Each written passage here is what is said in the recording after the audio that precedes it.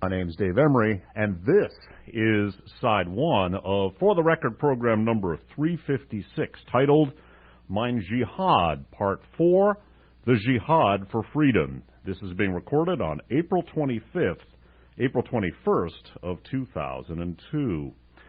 This broadcast is going to continue a line of investigation that I've been engaging in really since the events of September 11th and in many ways before. Many of the things that I talk about may sound strange, unusual, incredible, what have you. I want to note for the listeners' purposes that there are detailed annotated descriptions of the broadcasts on the web in the For the Record section of www.spitfirelist.com. The sources are annotated. I'm reformatting the programs on September 11th to make them easier to read and to use. There are also two websites maintained by sister station WFMU-FM, which are linked to the For the Record site, wfmu.org/Dave Emory, and a longer URL, which have virtually the entire For the Record series available for download and or streaming on Real Audio. In the broadcast that is being recorded now, I'm going to be connecting up a line of speculation that I engaged in program 353 with some recent disclosures which go to firm that up to a large extent. Many of the references will perhaps be vague to some listeners or incomprehensible.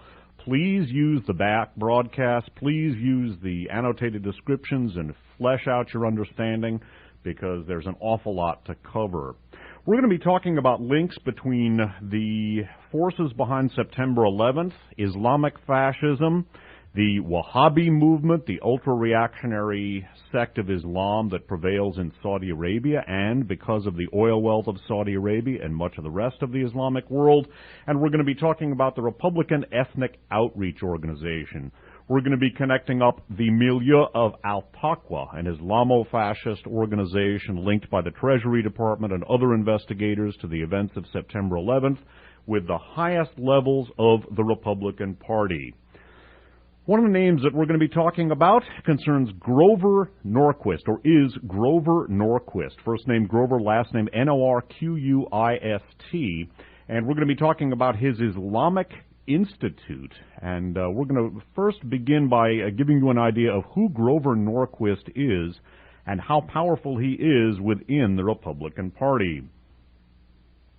Following article is from the Boston Phoenix, a weekly alternative paper in Boston, and I want to note, as we get into the program, I want to note the very strong confluence between very conservative sources, business publications, and very liberal, or in some cases, left sources. This is, in and of itself, a very encouraging development in what is otherwise a very discouraging political landscape and path of inquiry. Please note that. Boston Phoenix of October 4th through 11th of 2001 had the following article by Seth Gittell, or Gittel, G-I-T-E-L-L.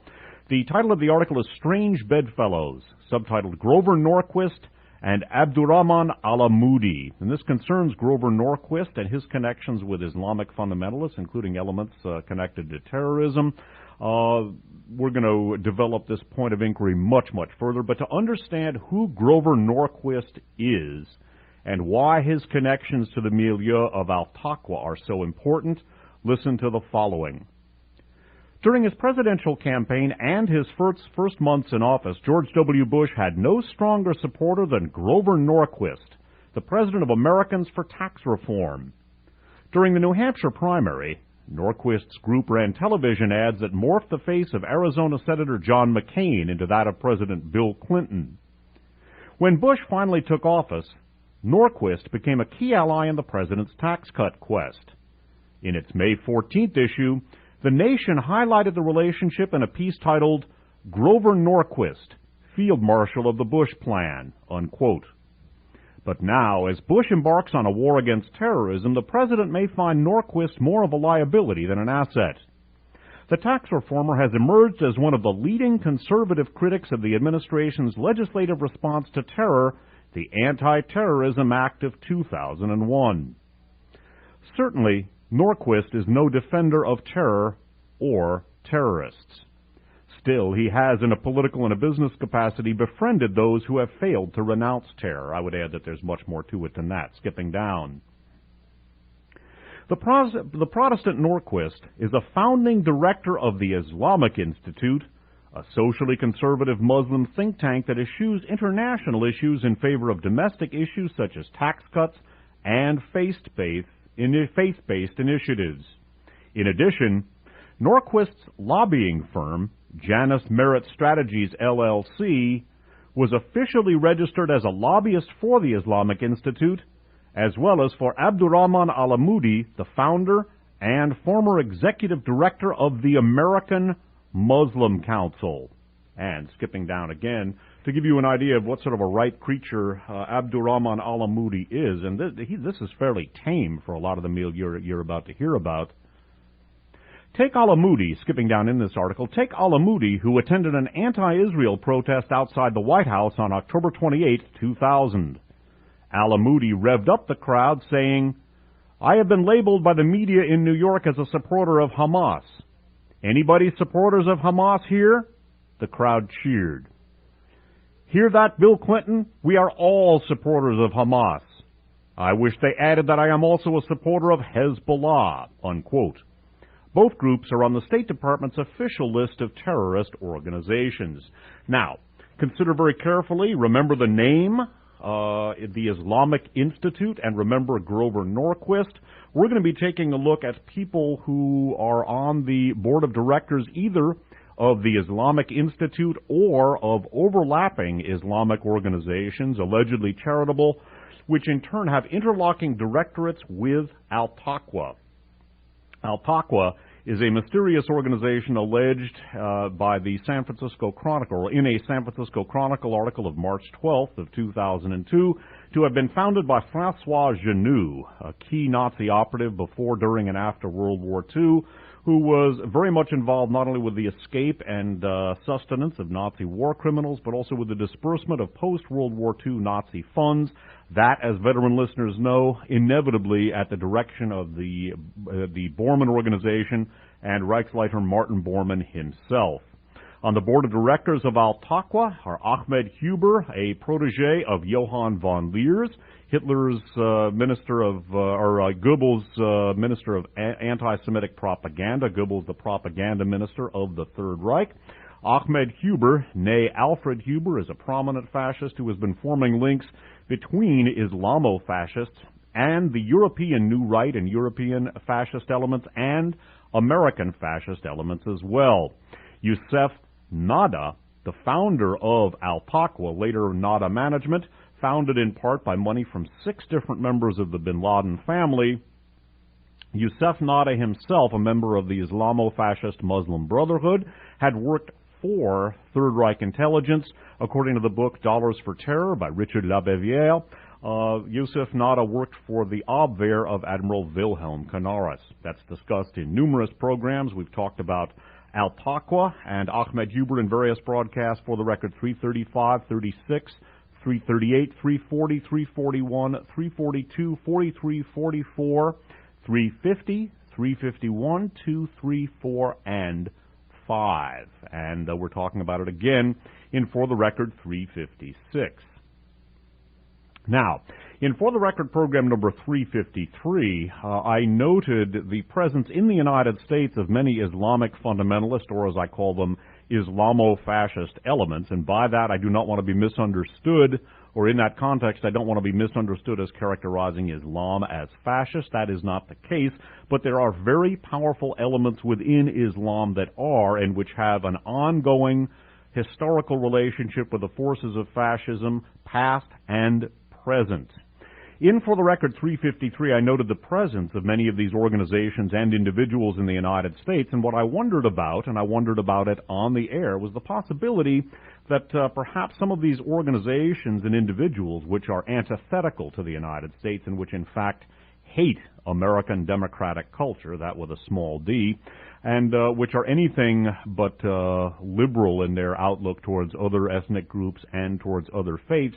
I wondered what they were doing in the United States since they hate the United States. Many of them had collaborated with the anti-Soviet effort in the first Afghan war of the 1980s, and what I wondered about was whether perhaps some of these elements had been brought into the United States as part of the Republican ethnic outreach effort in which in decades past, Nazi war criminals, including at least one SS intelligence unit, Central and Eastern European fascists allied with the Third Reich, were brought into the United States in order to counteract, quote, Jewish influence, unquote, in the American or on the American electoral landscape. And in particular, they were designed to help drive to the right some of the Eastern European ethnic communities in many of America's urban centers in the so-called Rust Belt, the old Northeast and industrial Midwest. I think there is now a very substantive body of information confirming that many of these Islamo-fascist elements have, in fact, been situated in the United States as, or to a certain extent, part of the Republican Ethnic Outreach Organization. It is in that context that we're going to continue to explore this very, very, very important connection.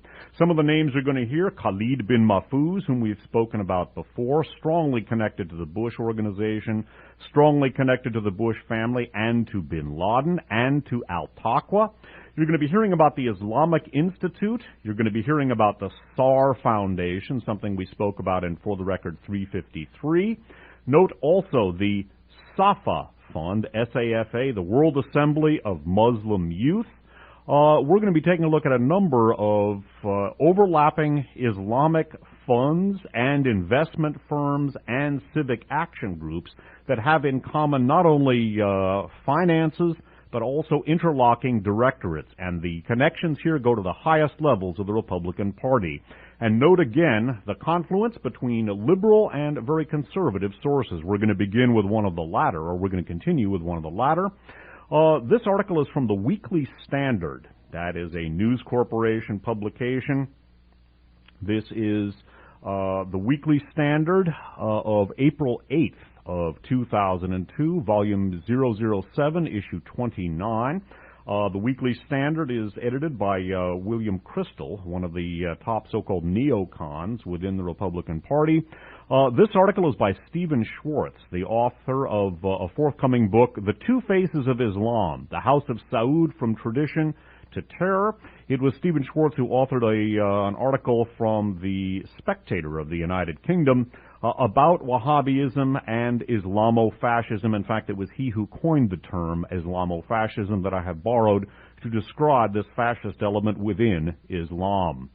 This article is titled by the Weekly Standard, Wahhabis in the Old Dominion.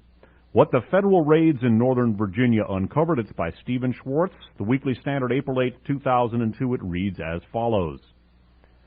Federal law enforcement has kicked over quite an anthill in Northern Virginia. A U.S. Treasury task force, Operation Green Quest, has been investigating the funding of Islamic terror. Raids on March 20th struck an extraordinary array of financial, charitable, and ostensibly religious entities identified with Muslim and Arab concerns in this country, most of them headquartered in Northern Virginia. Reaction to the raid suggests the feds inflicted serious injury on the Wahhabi lobby, the Saudi-backed extremist network that largely controls Islam in America.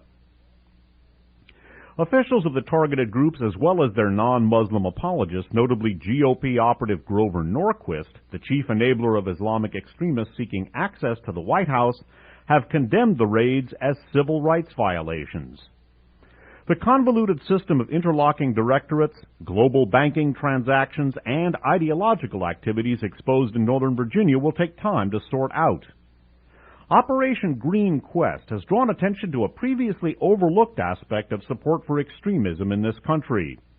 The principal threat comes not from the thousands of working-class Arab immigrants in places like New Jersey and Michigan who contribute modest sums to the so-called Islamic charities, but from the Arab elite. The Saudis stand behind all of it. The kingdom pledged $400 million last year for the support of martyrs' families, unquote, according to the Saudi embassy website. At $5,300 per martyr, that works out to about 75,000 martyrs, suggesting that Saudi princes anticipate a lot more suicide bombings than Israel has yet suffered. The Saudis offered a fraudulent, that's in the opinion of the writer, peace plan this year intended to divert attention from their involvement in the horrors of September 11th. By the way, one should note in that regard that the average Palestinian family has an annual income of $1,575, roughly a third of what each martyr's family gets. Continuing. The keystone of the Saudi-sponsored Northern Virginia network is the SAR Foundation, created by Suleiman Abdul al-Aziz al-Raji, a scion of one of the richest Saudi families. The SAR Foundation is connected to Al-Taqwa, a shell company formerly based in Switzerland, where its leading figures included a notorious neo-Nazi and Islamist Ahmed Huber. Subsequently moved to the United States, Al-Taqwa was shut down after September 11th and its assets frozen by U.S. presidential order. But operations continued as the Wahhabi lobby shifted to backup institutions located here. By the way, I would add that this is in all likelihood a reference to Mercy International, a derivative subsidiary of Al-Taqwa that moved to the United States, specifically to Michigan. We talked about that in For the Record 351. Continuing. The SAR Foundation has also been linked to Khalid bin Mahfouz, the former lead financial advisor to the Saudi royal family and ex-head of the National Commercial Bank of Saudi Arabia. Mahfouz has been named by French intelligence as a backer of Osama bin Laden. Mahfouz endowed the Muwafaq Foundation, which U.S. authorities confirm was an arm of bin Laden's terror organization.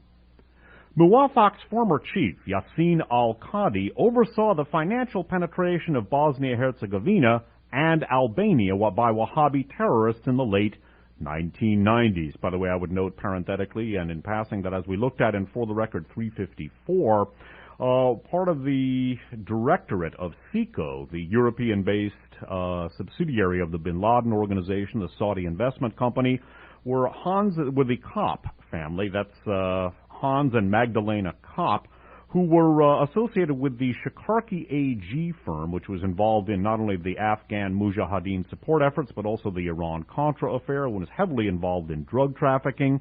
Magdalena Kopp is currently presiding over the war crimes trial of Slobodan Milosevic, and I would note that there is documented activity by Al-Taqwa in the former Yugoslavia, and we're going to be talking about that, not only the 13th Waffen-SS or Hanjar Division, one of whose members was Ali Izzet Begovic, but also the 21st Waffen-SS Division, the Skanderbeg Division, the sons and grandsons of whom became key elements of the Kosovo Liberation Army. We're going to be talking about Yugoslavia and connections to Al-Taqwa later in the program. Continuing with this Weekly Standard article, men like al-Raji, Mahfouz, and al-Qadi are the big players in the financing of Islamic extremism, and their paths repeatedly lead back to Northern Virginia. They don't play for small stakes. The SAR Foundation received $1.7 billion in donations in 1998, although this was left out of the Foundation's tax filings until 2000. No explanation has been offered for this bit of accounting sorcery, and a major personality on the ground in Virginia is an individual named Jamal Barzinji, B-A-R-Z-I-N-J-I, whose office in Herndon was a major target of the raids. Remember Jamal Barzinji? He's associated with the Islamic Institute and Youssef Nada. Continuing. Speaking of Jamal Barzinji, in 1980, he was listed in local public records as a representative of the World Assembly of Muslim Youth, or WAMY, an arm of the Saudi regime with offices in Virginia. WAMY has been deeply involved in providing cover for Wahhabi terrorism. The 2002 entry in the U.S. Business Directory lists the president of the World Assembly of Muslim Youth office in Annandale, Virginia, as Abdullah bin Laden, the terrorist's younger brother. By the way, I would note that his half-brother, Yaslam bin Laden, has recently had his offices raided and is the focal point of a key European investigation. The chairman of the board, co-chairman of the board of SECO, the European subsidiary of the bin Laden organization, headed by Yaslam bin Laden, is Baudin Dunant, who was an attorney who represented Francois Genoux in the early 1980s. Continuing.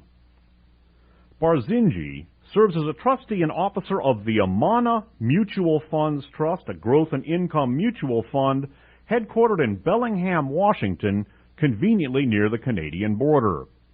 Amana's board also includes Yaqub Mirza, a Pakistani physicist who shares Barzinji's Herndon office address and who is widely described as a financial genius. Another board member and tenant in the Herndon office is Samir Salah, S-A-L-A-H.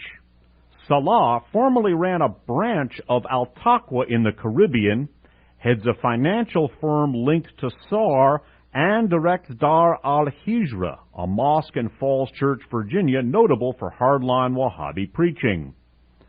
Salah is also deeply involved with Taiba International Aid Association, a Virginia charity with a Bosnian branch that is being investigated by authorities in Sarajevo.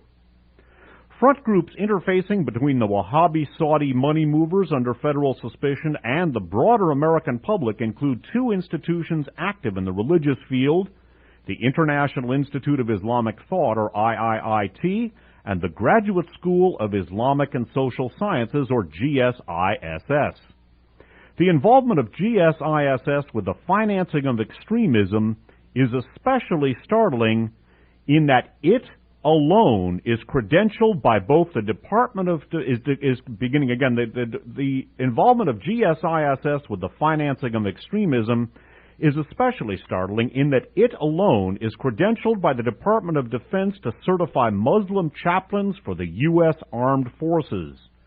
Barzinji has appeared on the boards of both. I have speculated at great length and in numerous broadcasts about a fifth column within the U.S. national security and political establishments which was complicit with the events of September 11th, and this certainly suggests that within the armed forces there may be some of these Islamo-fascist elements. Note that the GSISS alone is credentialed by the Department of Defense to certify Muslim chaplains in the U.S. Armed Forces, and that Barzinji, an associate of Youssef Nada, has appeared on the board of both that and the IIIT. Continuing. The day of the raids, Barzinji appeared on U.S. television news insisting he knew of no questionable behavior by the groups under scrutiny and promising full cooperation with the authorities. But in a familiar pattern of duplicity, he expressed himself quite differently in the Islamic media. Barzinji told the internet news service Islam Online he believed the investigations fulfilled the will not of the Bush administration, but of, quote, elements within the government, media, and academia who were unhappy with the positive attention being given to Muslims. This tortured formulation, repeated in several variations, embodied the Islamist fantasy that every doubt cast on the activities of the Wahhabi lobby is the product of Jewish influence. Speaking to Islam Online, Barzinji spelled out his anxieties. He alleged that the real powers behind the raids were, quote, self-styled Middle East experts, individuals who, quote, do not want to see Muslims develop such excellent relations with the government, assuming political rights, unquote. This line simply dumbs down one peddled by the Council on American Islamic Relations, or CAIR, which condemns any challenge to the Wahhabi lobby as a product of, quote, right-wing commentators, unquote. And I would note in that regard not only Jamal Barzinji of the Islamic Institute, but the numerous connections to Al-Taqwa. And hang on to your hats, because this is going to get even more interesting and yet also more horrifying as this Islamo-fascist milieu with direct evidentiary tributaries running back to the Third Reich can be brought ever closer to the very core of the Republican Party and the Bush administration. Very important story appeared in the Wall Street Journal this past week. This is from the Wall Street Journal of Thursday, April 18th of 2002. An article by Glenn R. Simpson headlined, O'Neill met Muslim activists tied to charities. And this will bring this whole connection much, much closer. 2 weeks after his agents raided the offices of several Islamic charities and businesses suspected of financing terrorism, Treasury Secretary Paul O'Neill met with two politically connected Muslim activists, one a longtime Bush family associate, who each had a tie to the targeted groups. The April 4th luncheon with Mr. O'Neill was convened to allow Muslim Americans to voice complaints about the March 20th raid on the International Institute for Islamic Thought and 19 related entities that operate out of offices at 555 Grove Street in Herndon, Virginia, a Washington suburb. Among the Muslim leaders attending was Talat Othman, Othman, a longtime associate and supporter of President Bush's family, who gave a benediction at the Republican National Convention in Philadelphia in August of 2000. Mr. Othman went to the Treasury representing the Arab American Business and Professional Association, but he also serves on the board of Amana Mutual Funds Trust, an investment firm founded by M. Yaqub Mirza, the Northern Virginia businessman who set up most of the entities targeted by the Treasury and whose tax records were sought in the raid. Also at the meeting was Khaled Safuri, head of the Islamic Institute, a group he co-founded with GOP activist Grover Norquist to organize conservative Muslims on behalf of the GOP. The Institute has accepted $20,000 in contributions from another Grove Street entity suspected of terrorist connections, the Safa Trust, as earlier reported by Newsweek. Skipping down. The meeting reflects the increasing complexity of the Bush administration's crackdown on terror financing. As the global investigation broadens, the labyrinthine money trail is leading to more and more seemingly mainstream entities generating political controversy. Some of the people targeted in the March 20th raids in Virginia are well-established figures in the U.S. Muslim community, and their treatment has generated an intense backlash against the Bush administration. Similar controversies have erupted both in the Arab world and in Europe as governments have frozen assets at the behest of the U.S. without disclosing detailed evidence to support the moves. The case also highlights conflicts between the Bush administration's domestic political goals and its war on terror.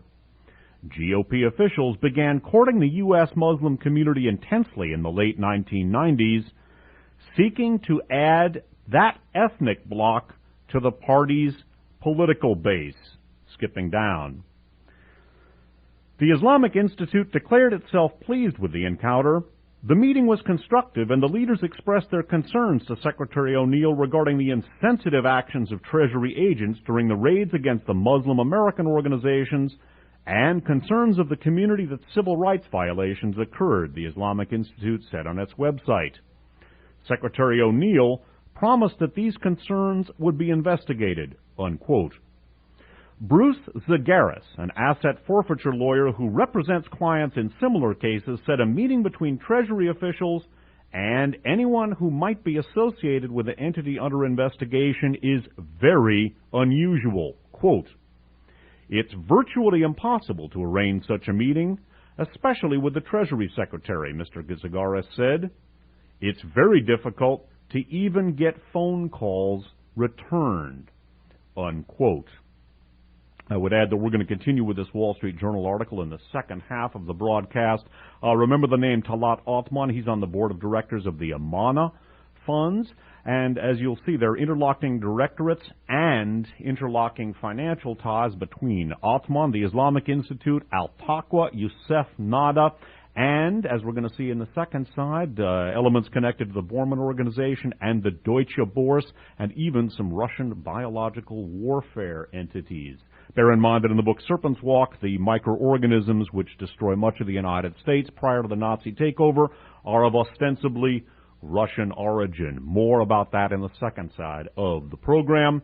The various programs that I've done over the years are available from Spitfire, P.O. Box 1179, Ben Lomond, California, 95005. The email address for Spitfire is spitfirelist.com. Visit their real audio-equipped website at www.spitfirelist.com. There are detailed and annotated descriptions of the programs available in the For the Record section of the website, and there are links to two URLs maintained by sister station WFMU that have the For the Record programs available for streaming and or for download on Real Audio. That concludes Side 1 of For the Record program number 356, Mein Jihad, Part 4, The Jihad for Freedom. My name's Dave Emory. Thanks for listening.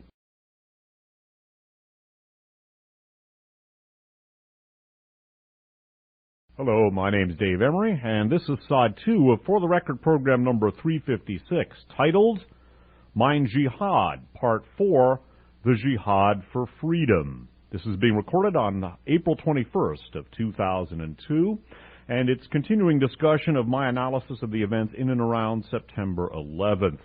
The reference, Jihad for Freedom, is to an illegal domestic intelligence operation conducted in the immediate post-World War II period called the Crusade for Freedom, in which Nazi and fascist elements, including at least one entire SS intelligence unit, were brought into the United States for political purposes.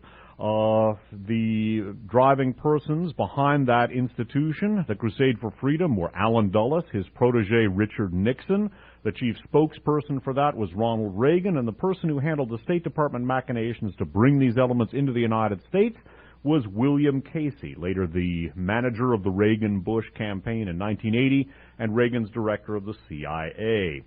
This literal Nazi element that was brought into the United States ultimately evolved into the Republican Ethnic Outreach Organization, literally a Nazi branch, a fascist branch of the Republican Party that was viewed as being able to deliver swing votes in 5 key states in presidential election years. This was formally incorporated into the Republican Party on a permanent basis under the administration of Richard Nixon, when the elder George Bush was head of the Republican National Committee. And there is now very firm evidence that the Islamo-fascist / Wahhabi elements in this country, many of which have strong connections to the milieu of September 11th and which overlap the Al-Taqwa firm, an institution with strong connections apparently to September 11th and with roots going back to the Third Reich. The Republican Muslim Outreach branch of the Republican Party has strong links to Al-Taqwa, and that is the reference to the Jihad for Freedom. Again, the past broadcasts are available from a tape duplication service called Spitfire. There is virtually the entire For the Record series available for download and or streaming on 2 websites maintained by sister station WFMU, wfmu.org/Dave Emory, one word. And there are links in the For the Record section of the Spitfire website at spitfirelist.com to both WFMU websites. And all of the information on the WFMU sites and the detailed annotated descriptions in the For the Record section of the Spitfire website are available for free. Just email them around, download them as far and wide as possible. Now, continuing with the very important and tortuous link or nexus of connections that we were looking at in Side 1. We're taking a look at an article from the Wall Street Journal from Thursday, April 18th of 2002.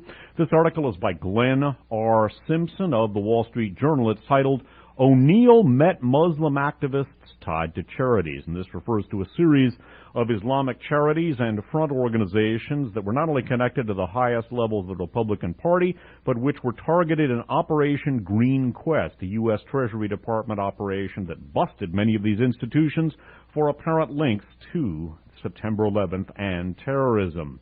Key institutions: the Islamic Institute, co-founded by Grover Norquist, one of the top operatives in the GOP, the SAR Foundation, the Safa Trust, the Amana Trust, and the Heritage Education Trust. These all have overlapping directorates, strong financial overlaps, and one of the key names here is Talat Othman. And another name to remember is Jamal Barzinji. He's the president of the Safa Trust. Now, in the first side of the broadcast, we took a look at this article, and we took a look at the fact that the powerful GOP Muslims connected with some of these institutions had met with Treasury Secretary O'Neill, and Bruce Zagaris, an asset forfeiture lawyer who represents clients in this type of case, said that it was virtually impossible for people under investigation to get a meeting with Treasury officials.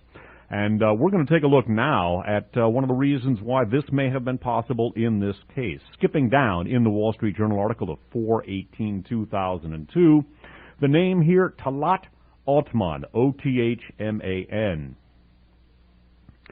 Two nonprofits affiliated with Yaqub Mirza and named in the search warrant, the SAR Foundation and the Heritage Education Trust Incorporated, held large blocks of shares in Amana's mutual funds in 1997, according to SEC records.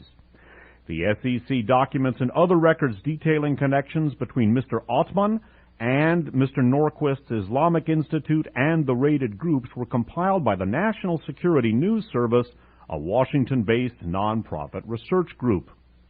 Mr. Othman, who parenthetically gave a Muslim benediction at the Republican convention in the summer of 2000, continuing, Mr. Othman has ties to the Bush family going back to the 1980s when he served with George W. Bush on the board of a Texas petroleum firm, Harken Oil and Gas Incorporated. Mr. Othman has visited the White House during the administrations of both President Bush and his father, George H.W. Bush. Mr. Othman also is a longtime campaign donor who gave to both parties but tends to favor Republicans, giving more than $10,000 during the past decade to GOP groups and supporting the presidential bids of both Bushes. Mr. Othman also is on the board of Mr. Safuri's Islamic Institute, the GOP-leaning group that received $20,000 from the Safa Trust, one of the raid's targets. The president of the Safa Trust, Jamal Barzinji, is a former business associate of Switzerland-based investor Youssef Nada, whose assets were frozen last fall after the Treasury designated him a person suspected of giving aid to terrorists. A naturalized American, Mr. Barzinji serves as an officer of at least 3 other Virginia groups listed in the search warrant. Ms. Luke, who represents Mr. Barzinji, denied that he supports terrorists. That is his attorney. By the way, I'm shocked. I'm sure she would have said, of course he supports terrorists. By the way, again, note that in addition to Mr. Barzinji, Mr. Salah is also an associate of Al-Taqwa, and these organizations have strong interlocking directorates. Continuing. Mr. Barzinji and his Herndon business partners also are active political givers, donating about $40,000 to federal candidates since 1990. Barzinji also is listed on federal records as a client of the lobbying firm Janus Merit Strategies, LLC, which formerly employed Mr. Norquist, the GOP activist who co-founded the Islamic Institute. By the way, again, Youssef Nada worked for German intelligence in World War II, has Ahmed Huber on his board of directors. Al-Taqwa was alleged in a San Francisco Chronicle article of March 12th of this year to have been founded by Francois Genoux, one of the most important Third Reich operatives and an obvious operative of the Bormann organization. I would note that the co-chairman of the board of the Saudi investment company, about which we're going to hear more in a minute, Baudin Dunant, was an attorney for Francois Genoux in the early 1980s. Now, Talat Othman and Harken Oil. We're going to take a look now at an article from September and October of 1992. This specifically comes from Mother Jones magazine. This article is by Stephen Pizzo, the tri-author of Inside Job, along with Paul Muolo and Mary Fricker, one of the best books about the looting of the savings and loan. This is from the Mother Jones website at www.motherjones.com.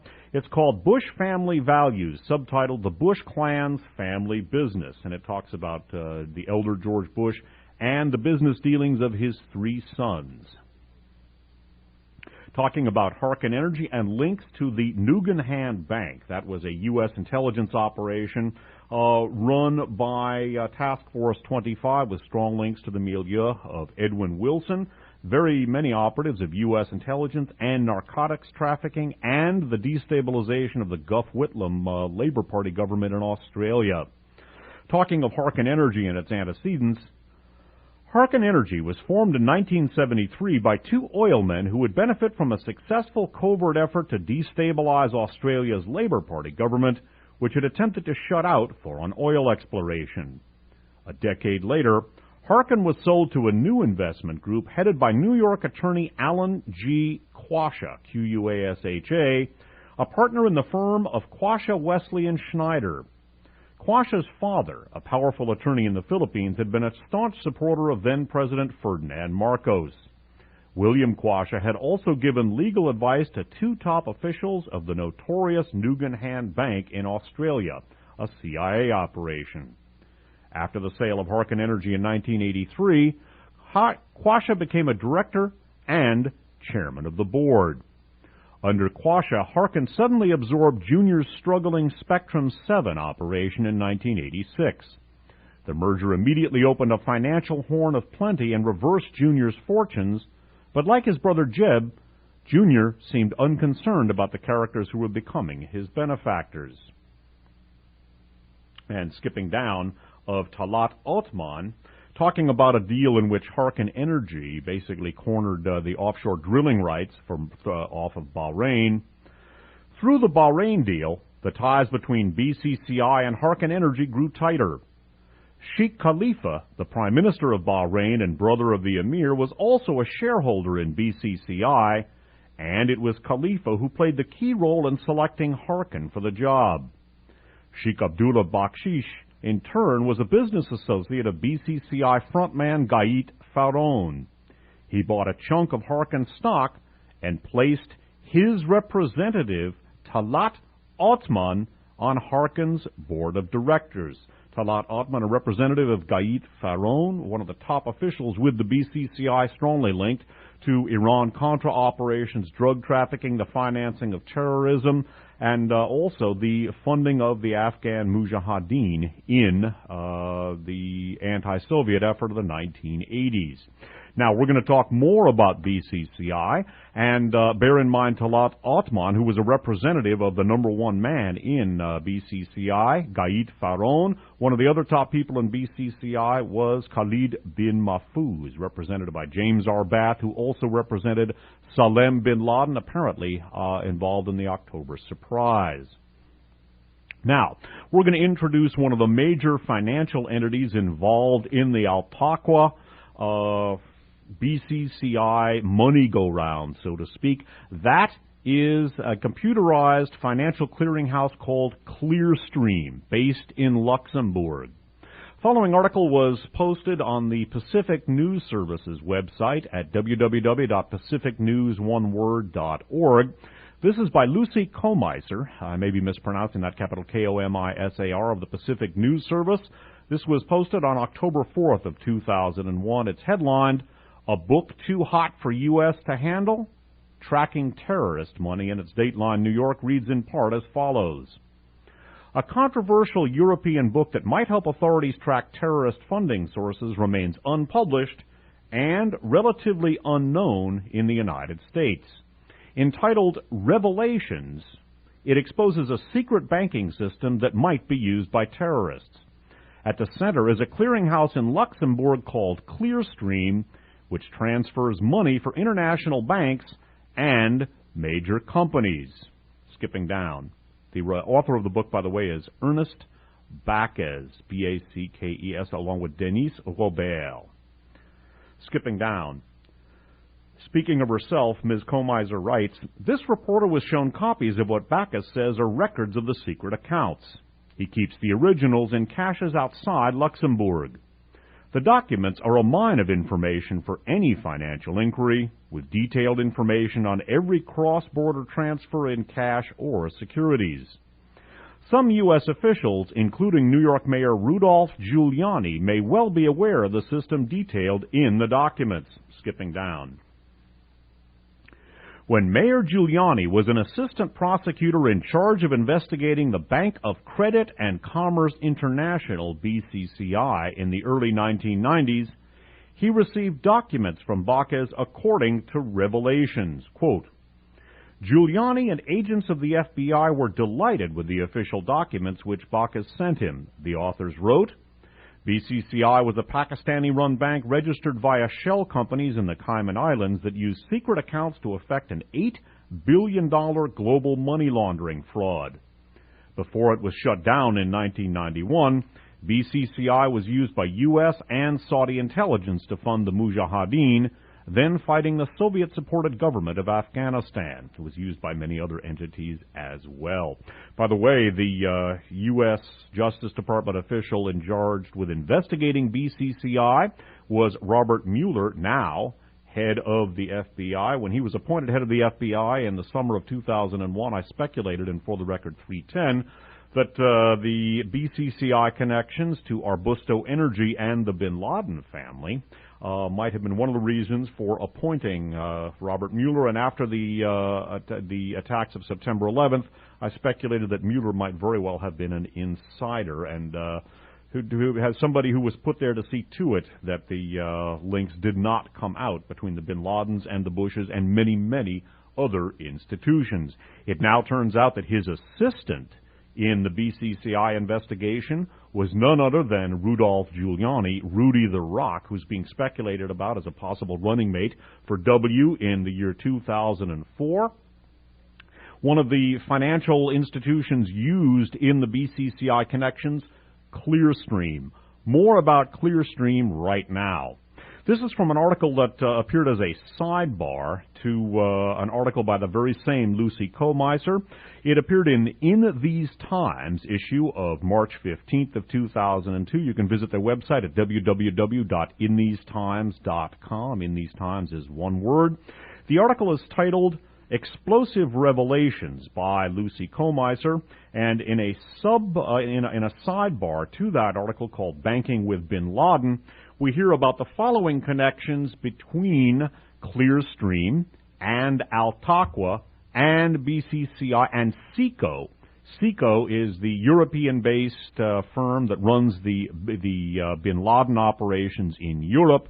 That is headed up by Islam bin Laden, bin Laden's half-brother. The head of SECO is Baudin Dunant, and we're going to hear more about him. Bear in mind that he was the attorney for alleged Al-Taqwa founder Francois Genoux in a 1983 case. Banking with bin Laden by Lucy Kohlmeiser. Pay close attention here to the Clearstream connection once again. Following the September 11th attacks on the World Trade Center and the Pentagon, the United States started focusing its investigation on the financial trail of Osama bin Laden and his al-Qaeda network.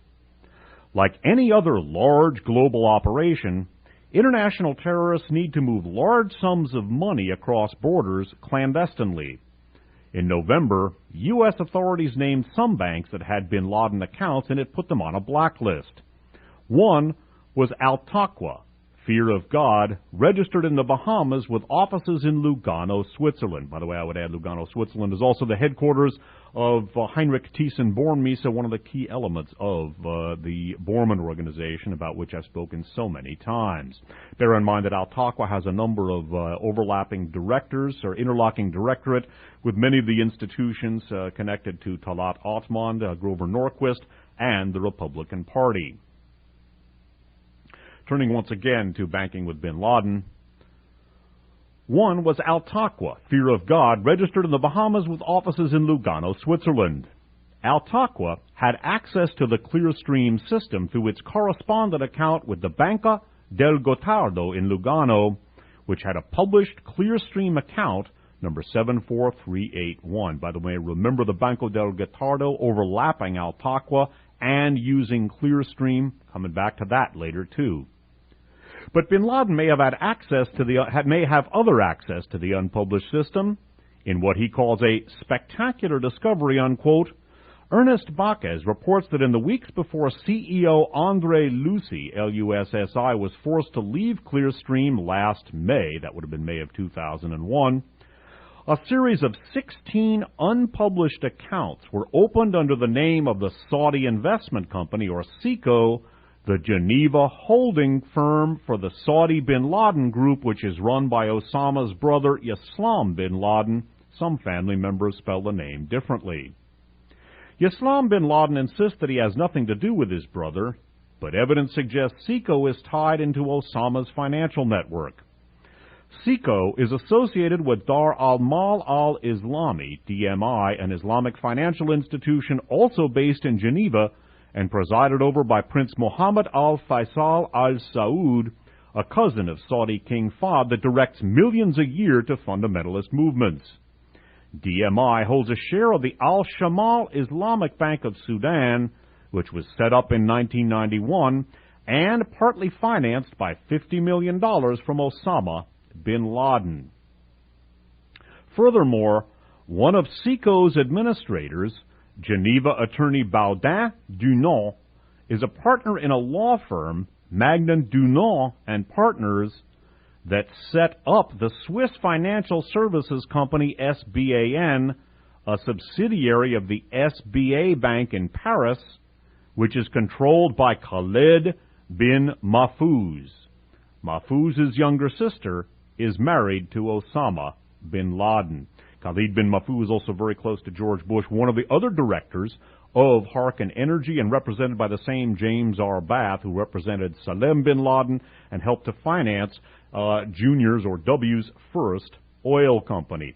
Now note there the profound connections between Clearstream, Al-Taqwa, SECO, Baudin Dunant, and a Genoux attorney, and there is more. Who do you think owns Clearstream? There have been a number of articles about who owned it at 50% of it and who owns all of it now. We're going to turn now to the online publication The Deal. This is from thedeal.com. There are many financial publications that talk about this. This is from the website TDNYCPRODWWW01. Anyway, this is from thedeal.com. This is by Jonathan Braude, B-R-A-U-D-E. This was posted on February 1st of 2002. And this is titled, Deutsche Börse Buys Clearstream. Amid a scramble by European stock exchanges to forge alliances, Deutsche Börse Aktiengesellschaft agreed Friday to gain full control of a major European clearing and settlement house, Clearstream International. Skipping down. Terms under negotiation for several months call for the Frankfurt Exchange to pay $1.6 billion for the 50% of Clearstream it does not already own. By the way, Clearstream revealed in the book Revelations by Ernest Bacchus, published in 2001, to be a major conduit for shady dealings. It now turns out that 50% of Clearstream was owned by the Deutsche Börse, who have now bought all of it as of February of 2002. The Deutsche Börse, in turn, is controlled primarily by three large German banks, Deutsche Bank, Dresdner Bank, and Commerzbank, three of Germany's largest commercial banks, which represent, between the three of them, one of the primary elements of the above-board Bormann finance. By the way, the biggest customer of Clearstream is UBS Aktiengesellschaft. That's a Union Bank of Switzerland, which helped to finance the World Trade Center's lease, and which then is now involved in numerous controversies in that regard. UBS bought Enron, UBS a key Bormann bank, and also UBS one of the financiers of Harkin Energy, featuring Khaled bin Mahfouz, Talat Atman, and last but certainly not least, George W. Bush. Now, what we're going to do next is to take a look at the Banco del Gotardo. That's the Bank of the Goat Herds in English. And we're going to take a look at overlaps between Clearstream, Banco del Gotardo, and Al-Taqwa. And furthermore, we're going to take a look at links between Banco del Gotardo and a former Soviet, later Russian, biological warfare activity, I should say. And we're going to take a look at links between the Kosovo Liberation Army, Islamic extremism, and Al-Taqwa, and Banco del Gotardo. This article is also by Lucy Komarser. This is from the Earth Times news service at www.earthtimes.org. This is titled, Swiss Bank Handled Sale from Russian Bioweapons Company. Bear in mind as you listen to this that in the book Serpent's Walk, which I have described as the Turner Diaries of the Bormann Organization, at the end of World War II, the Third Reich goes underground, builds up its economic muscle, infiltrates the U.S. intelligence community and military, and buys into the opinion-forming media, and after an attack on the United States with genetically engineered microorganisms of ostensibly Russian origin, martial law is declared, and the underground Reich takes over the United States. This takes place in the mid-21st century. Once again, Lucy Komarser, Earth Times News Service. This is titled, Swiss Bank Handled Sale from Russian Bioweapons Company. This is from 2001, specifically November of 2001, by Lucy Comeiser. It reads in part as follows. Dateline, Geneva. Geneva. As the U.S. searches for the culprits who let loose an anthrax attack on America and for the money trail of Islamic terrorists believed to have plotted the attack on the World Trade Center, key questions are: how does the illicit trade in biological weapons operate, and how is terrorist money moved?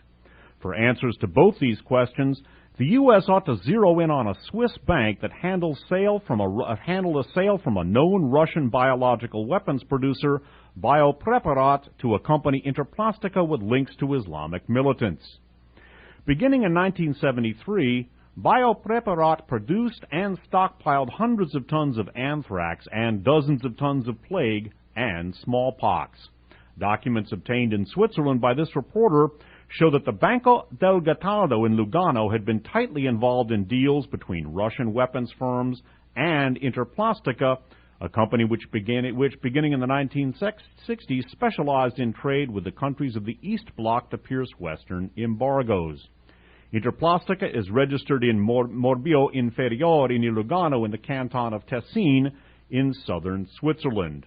And after discussing the links between Biopreparat and Interplastica and Banco del Gottardo, Lucy Comeiser then writes of the man who basically was involved with Interplastica and who was involved with a alleged Russian organized crime bribery scheme. That fellow's named Begjet Pakoli. The man who paid the bribes, Begjet, Beghjet Pakoli, owner of Mobitex, ran Interplastica. Pakoli, who was born in Kosovo, supports militant Muslim groups, and he finances the ultranationalist newspaper Bota Sot, based in Zurich, which has been condemned by the head of the Organization for Security and Cooperation in Europe mission to Kosovo for sowing hate, intolerance, and strife. Through the Fund for Reconstruction of Kosovo in Lugano, he finances the Kosovo Liberation Army, or UCK, known in the West as the KLA. Skipping down. Attempts to reach Pakoli yielded an email response that Mr. Begjet Pakoli worked for Interplastica till 1990, and there is absolutely no relation with what you mentioned in your email, unquote. Skipping down still further. On Wednesday, November 6th, the U.S. announced that it was adding to its blacklist of banks and individuals connected to the Bin Laden network, the Al-Taqwa Bank, with operations in Switzerland, Italy, Liechtenstein, and the Bahamas, and its chief executive, Youssef Nada, and board members Mohammed Mansour and Albert Huber are on the list of individuals being investigated. Mohammed Mansour is on the board of the Bosnian Institute in Zurich. So is Pakoli. He's the head of Interplastica, the Soviet biowarfare firm. Pierfelici Barchi, Nada's lawyer, and Claudio Generali, president of the Banco del Gottardo, served together on the boards of a capital management foundation in Liechtenstein and several enterprises in Switzerland.